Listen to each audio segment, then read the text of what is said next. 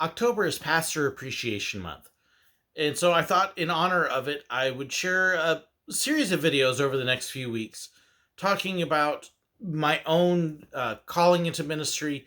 In other words, why and how I became a pastor, what it's like to be a pastor, some of the things that pastors go through that people may not be aware of, and why it's important to appreciate your pastor, because it is. And by the way, I'm not directing this at my people. I'm saying everybody in general. If you've got a pastor, go appreciate him. If you know a pastor, let them know they're appreciated. Especially right now, this is a very difficult time for people in the ministry, and words of encouragement will make a huge difference. But I'll talk about that in another video. Today, I really wanted to share why and how I became a pastor, because it was never my intention. I never saw myself as a pastor. Honestly, when I was young, I completely disqualified myself. As I have mentioned, I was not raised in the church. My dad was an atheist when I was a kid. We had really nothing to do with the church until I was 15. And once that started happening, I didn't want nothing to do with that. I didn't become a Christian until I was 19. Um, so I didn't have, in my mind, the pedigree. Additionally, through high school and into college, I saw myself as a history teacher. I loved history. I wanted to be a teacher. I thought I was going to be a teacher from the time I was little. So that was always kind of where my mind was. I'm going to be a teacher. I'm going to have the nice house with the wife, the two kids, the two dogs in the yard with the white picket fence. And that was kind of where I was. Like, that's what I'm going to be and what I'm going to do. And when I went to Bible college, and that's a whole story in itself of how I got there, which I need to tell at some point.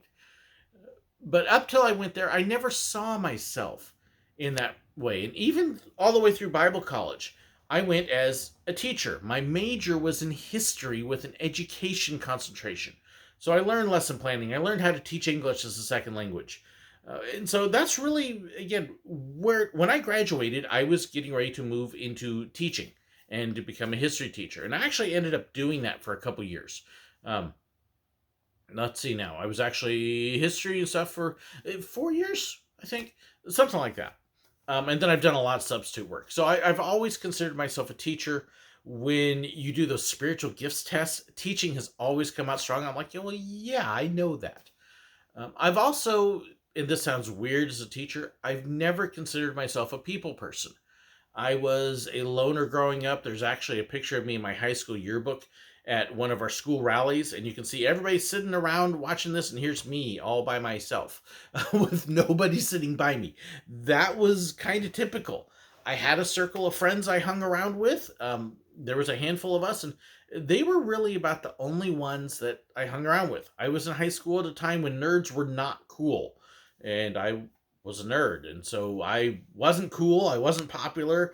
I didn't have a big circle of friends, and it's much easier to point out all the people who either didn't know me or didn't have relationships. So I was not socially. I was not well off, and have always been awkward socially. I really have, and so I graduated college, met my wife there, and as I was teaching and helping her finish college, hey, I want to be involved in church. Saw myself as an assistant youth leader. Hey, they've got a youth pastor. I'll be assistant. If for some reason the church doesn't have a youth pastor, I'll be happy to lead youth, not pastor, lead. I can be a Sunday school teacher. I can be on the board. I can help with the audio visual. So I can run soundboards and things like that. That's kind of where I saw myself, and I've done all of those things. But again, never saw myself as a pastor. When we moved down to Southern California, I actually started off as a youth pastor. Still going to teach. This is my job. And actually ended up as a stay-at-home dad initially. But I'm not a pastor, even though at this point I'm a pastor. And that wasn't a great experience, and it really kind of reminded me why I didn't want to be a pastor. I have a different view of what pastors are. I don't put pastors up on a podium. People like to lift these pastors up like, oh, they're so proper and holy, and they always wear the suits and they're wonderful, and and that's just not me.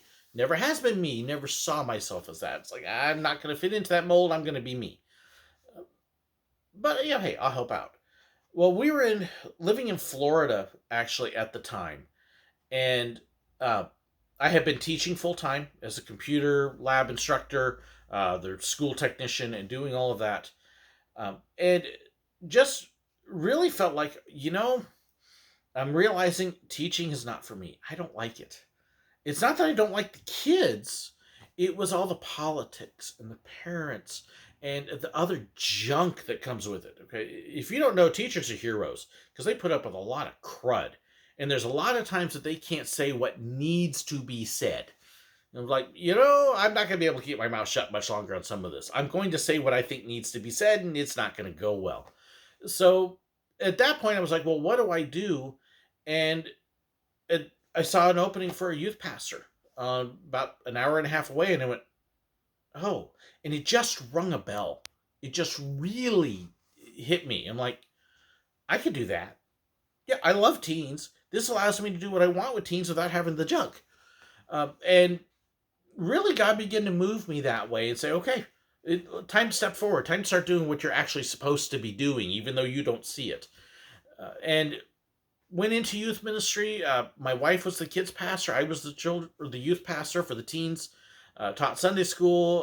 Did a bunch of the associate work, so preached occasionally, stuff like that, and really began to open up my eyes to, I could actually do this. After that church, we stepped into another church where again I was the associate, and the pastor there really poured into me. Pastor Gary showed me a lot of what I was capable of, and that yes, I could do this. No, there's not a mold I have to fit. And that's really when God began to say, yeah, you can be a pastor. But I'm awkward, God. You can still be a pastor. But I don't talk good. You can still be a pastor. But I don't have the skills. You can still be a pastor. But I wasn't trained. You can still be a pastor. I honestly, I almost felt like the conversation that Moses had with God at the burning bush. When God's saying, go to Pharaoh and speak for me and tell my people and tell Pharaoh, and Moses keeps going, but I can't talk and I stutter and I can't do this, and God finally yells at him, go do it, I'll sit there, just get. And really that's kind of what I felt like when I came up here to Missouri where I'm at now. It was my first head pastorate, and there has been a lot of, I don't know how to do this. We had to remodel the church. I'm not a handyman. I'm not a technician. I don't do that stuff. I don't know how to do it, but we did it. We watched other people do it. We managed to recruit people in. I'm not a social person. I'm bad with names, and I really am. I'm terrible with names. Don't let it be known, but I have a hard time with stuff like that. I'm very awkward talking to people, and yet I've learned that God does not. Okay, there's an old expression you'll hear in churches and stuff. God does not call the equipped; He equips the called. Um, there's a lot of times, I'll be honest, I don't feel like I'm equipped, and not because I'm not because God doesn't provide. God has always put this structure in around me that when I needed somebody or something, there's been somebody there. But it means all the more that I sit there and go, well, it's not me doing it because I can't do that. uh, it's really been an adventure. When we came up here, when we knew that God was calling us to be a head pastor, we looked at actually starting a church down in Florida. That didn't work out for multiple reasons, and ended up here. And that's a whole amazing story, which I may tell another story this month. But all of that, I never saw myself as a pastor. I don't have the pedigree. I don't have the people skills. I don't have the panache. I'm not a good speaker. When I preach, even when I do my videos, I kind of have what I call my performance mode, my show mode. It's where I can motivate myself and I can get up and I can speak and I can say what I want to say. It's still me, but I'm really much more of an introvert. I'm not an extrovert. And so I'm really putting myself out there. I call myself an extroverted introvert. That I love being out in front of people and performing and blessing them and encouraging them. But when it comes to actually dealing with them one on one or two on one or something, I'd rather be behind the scenes and supporting people. Uh, I am much more comfortable at a church if I'm running the soundboard, if I'm taking care of the door, if I'm taking care of the paperwork, if I'm doing all of that side stuff so the pastor and service can flow seamlessly. That's actually where I'm most comfortable. But it's not where God wants me. He asks us to step out of our comfort zone, out of what we can do on our own, and to go beyond that sometimes. A lot of times. There's a wonderful saying that if my vision is of something that I can do, it's just my vision. But if my vision is of something that I can't do and that only God can do, well, now maybe we're talking about God's vision. And there's been a lot of times that I've been called to do things that I can't, but God has done it through us. Our church right now is small. Part of that is because of where we're at. Part of it's the culture. Part of it's the long-standing reputation of the church. Part of it, I'll be honest, is my lack of skills in some areas. But there's also a good part of it where God is using me in ways that are outside my comfort zone, and yet here we are doing it anyways. Um, there's a lot of times when I'm up at the pulpit or I'm in the office doing stuff and I'm going, how did I end up here? The only way I can see is here. I was a drunkard. I was a philanderer. I was a mess coming out of high school and my first couple years of college. I was a mess. And for God to take somebody like me who never had any intention and to turn them around, to change them, to give them a vision, a future, and then to lead them on this path out of what they wanted to do and into pastoring a church means that God can use anybody. He really can. If you're sitting there saying, well, God can't use me, yes, He really can, because He used me. He's still using me. I'm blessed that we have gone through some cycles of churches. When you pastor church, you tend to go through cycles, ups and downs, especially if you're in small towns, small churches, things like that. But God has always brought us through. And I am believing that God is going to do some great things. I don't know where it's going to be yet, but I believe for some amazing things here in our hometown. I believe God is getting ready to start doing some huge things here, and I can't wait to see what those are.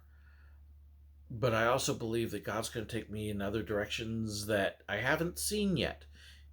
With the church, possibly with other stuff. God's getting ready to stretch us, but I believe He's also calling us to reach out beyond our comfort zone and to the people that we're not comfortable with, to the people that are different than us. Yes, to reach the ones that we're familiar with, but also the ones we're not. A lot of times what we end up doing as churches is we stay in our comfort zone, and this is hard for me because I love my comfort zone. I get done at church and I've talked to people, I spent all that time, and then when I get home I don't want to talk to anybody. Put on the football game, turn on a book, read something, leave me alone. But God can take me and do that. He can take anybody. I encourage you this month, realize that there's a lot of times your pastor is doing things that they're not comfortable with. They may have had training, they may have gone to Bible college and other places to actually learn that specifically. They may not. Pastors are very sensitive about how people respond. Did they like it? Did they not like it? Did they hear it? How did it go today? We put ourselves out there, but we also know that there's always those times when people say, I didn't like that. And to us, it sounds like I didn't like you.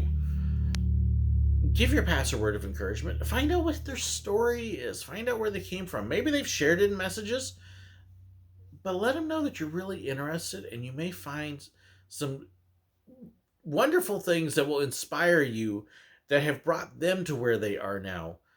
They may surprise you. And you may be surprised to learn that they're very human and very normal and not this pastor. Look up your pastor. Get to know him. Bless him. Thanks so much for watching. God bless.